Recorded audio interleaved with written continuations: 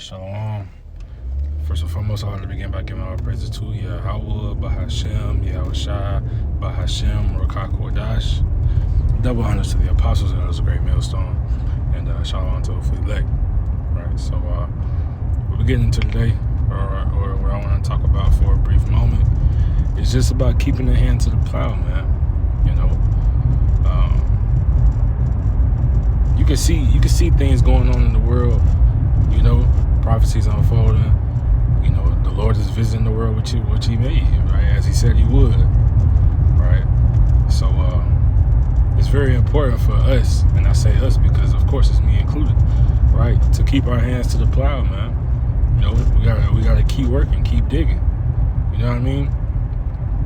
So we're gonna start off with this verse, Proverbs 19:15. It says, "Slothfulness casteth into a deep sleep, and an idle soul shall suffer hunger," man. So, I want to read that first part once again, right? Slothfulness casteth into a deep sleep, man. Now, you know what that deep sleep is spiritually, right? You know, when you're slothful, when you're not keeping your hand to the plow, when you're not doing the works of Yahweh Ba'ashem Yahushua as He commanded you to do, right? You begin to lose that light, right? You begin to lose that candlelight, right? Like it talks about in the book of Revelations, right? Yahushua said what? He will surely remove thy candlestick, right? He gonna remove that knowledge. He gonna remove the understanding. He gonna remove the spirit, right? Ultimately, right? It's the spirit. Right, you're gonna fall into that deep sleep, right? The spirit of slumber, as it talks about. I think that's in the book of Romans, also in the book of Psalms, if I'm not mistaken, right? Because if you know, or even going to is that Ezekiel? Matter of fact.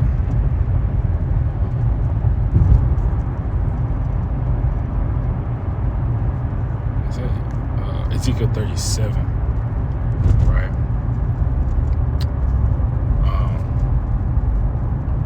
Well, I really don't need to read it, but the point being, right? You're gonna be as just as those dry bones, man. You're gonna be asleep, right?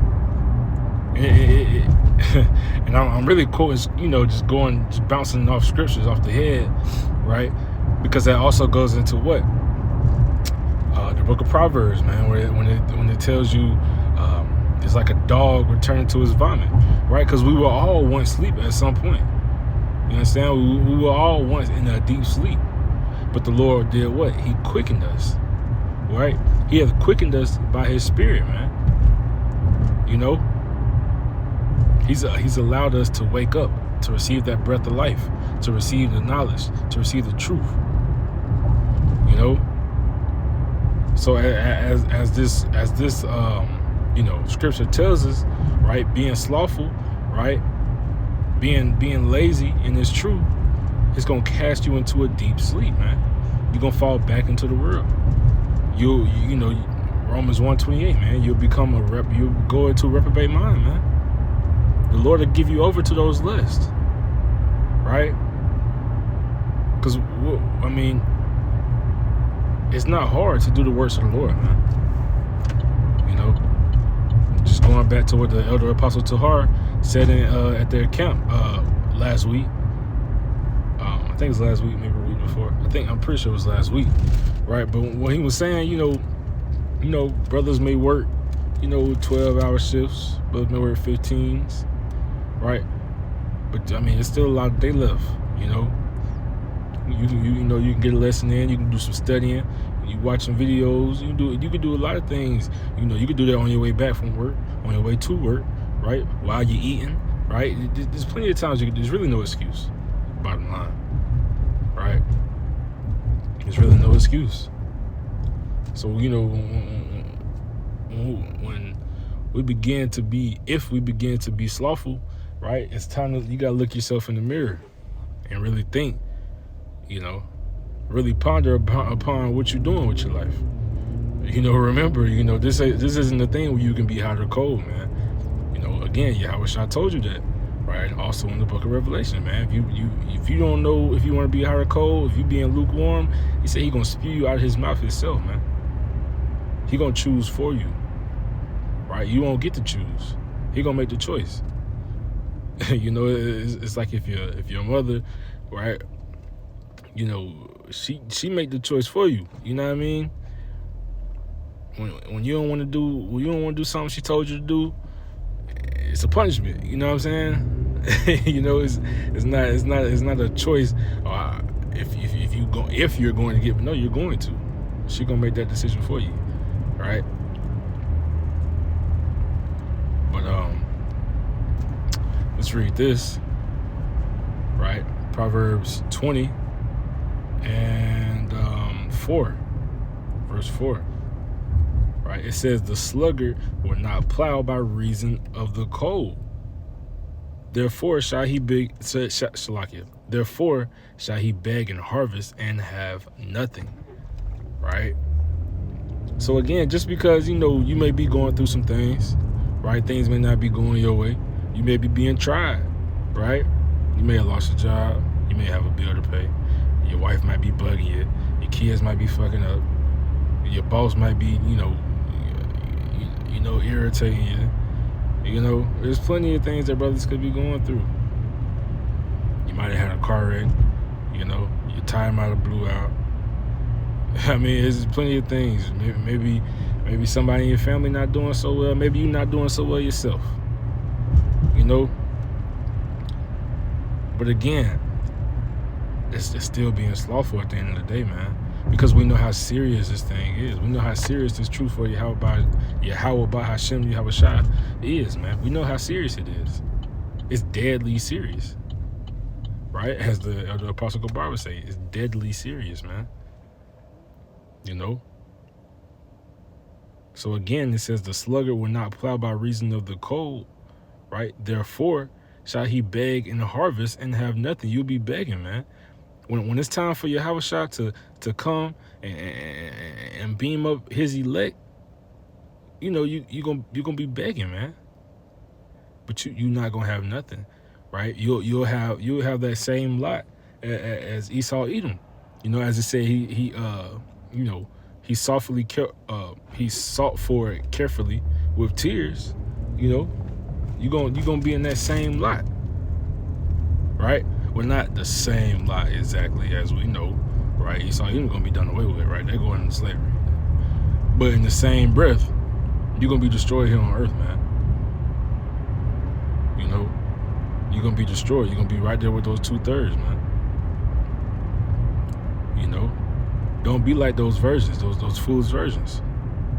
You know, they didn't have their oil, right? So when they tried to go out and get some, it was too late, right? They was begging the other virgins, the other 5 virgins for their oil, and that's not gonna happen.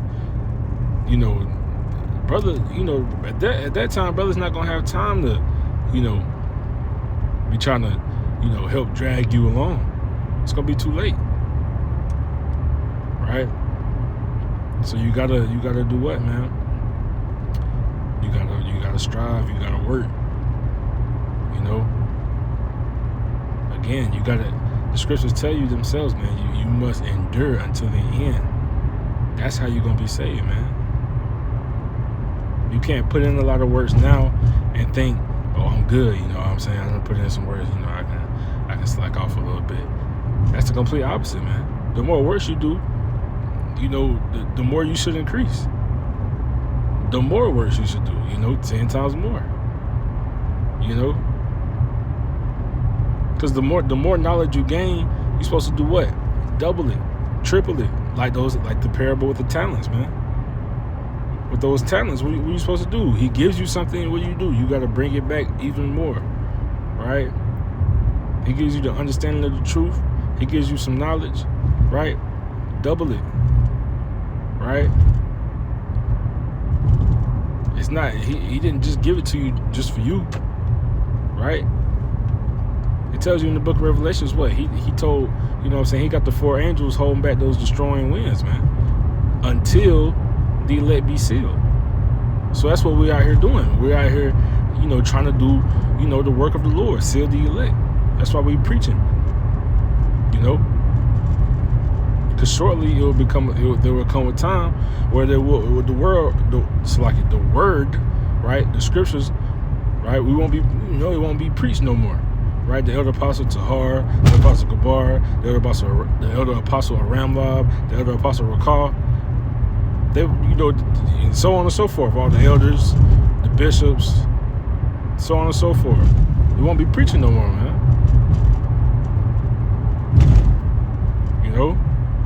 So you gotta put in those works, right? Because in that day, the Lord's gonna reward you for those things, man. Right? Of course, don't do it in vanity, right?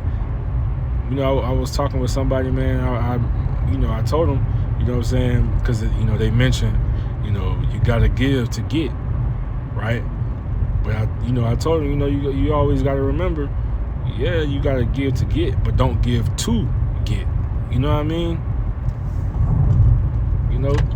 If they went over your head, went over your head, so be it. But that's the attitude you got to have, man. Don't give to get. You know what I'm saying? You must give to get, but don't give to get. But again, the Most High will reward you, man. So we're gonna read this. This is Hebrews 6, and starting at verse. Let's start at verse 9. It says, "Better things for you." You see the title, right? It says, "But beloved, we are persuaded better things for you." Oh, Slakia, better things of you. Slakia. It says, "And things that accompany salvation, though we thus speak. For the Most High is not unrighteous to forget your work and labor of love, which ye have showed toward his name, in that ye have ministered to the saints and do minister." Right? He's not unrighteous to remember these things. He won't forget those works that you committed. But going to Ezekiel 18, man, if you a righteous man and you turn wicked, all those righteous works that you committed, he will not remember, man. So that's why you must endure until the end, right? You must endure until the end, because if you do some works, you go out in the highways and byways every week, you do your videos every day, every other day, right?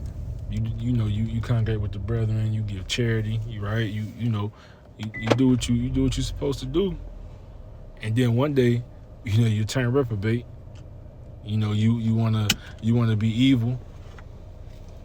Hey, man, the Lord gonna forget all that good stuff you did, man. Matter of fact, let's go read that right quick.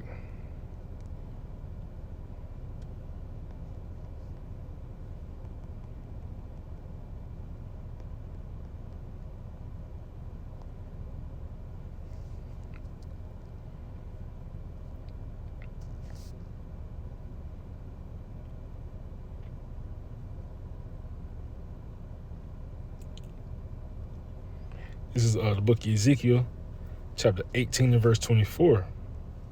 It says, "But when the righteous turneth away from his righteousness, and committeth iniquity, and doeth according to all the abominations that the wicked man doeth, shall he live? All his righteousness that he hath done shall not be mentioned. And his trespass that he hath trespassed, and his sin that he hath sinned, in them shall he die." Right? So all the good things you do, it's not gonna be mentioned, man. It's you're gonna be judged according as what you're doing in that moment. If that makes sense. Lord willing, it does. Right? But back to Hebrews 6 and verse 10, it says, "For the Most High is not unrighteous to forget your work and labor of love, which ye have showed toward his name, in that ye have ministered to the saints and do minister. And we desire that every one of you do show the same diligence to the full assurance of hope unto the end, man. You got to do it until the end, until you take your last breath. And, in the time that we in now, Lord willing, we don't have to take that last breath. Lord willing, we see the end, right? Because, that would mean it came quick. And, Lord willing, we get beamed up, right? Verse 12. It says that ye be not slothful, but followers of them who through faith and patience inherit the promises, man. So that's what we're trying to do. That's what you must be trying. You have to, right? You have no choice. If you're not trying to do this, if you're not in this spirit to again show the same diligence to the full assurance of hope until the end, if that's not what you're trying to do, man, you in the wrong spirit. If you're not being diligent, if you're not making your call to election, sure, then why are you even watching this video?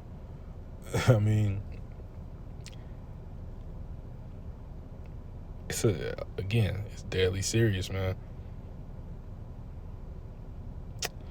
But Lord, when that was edifying.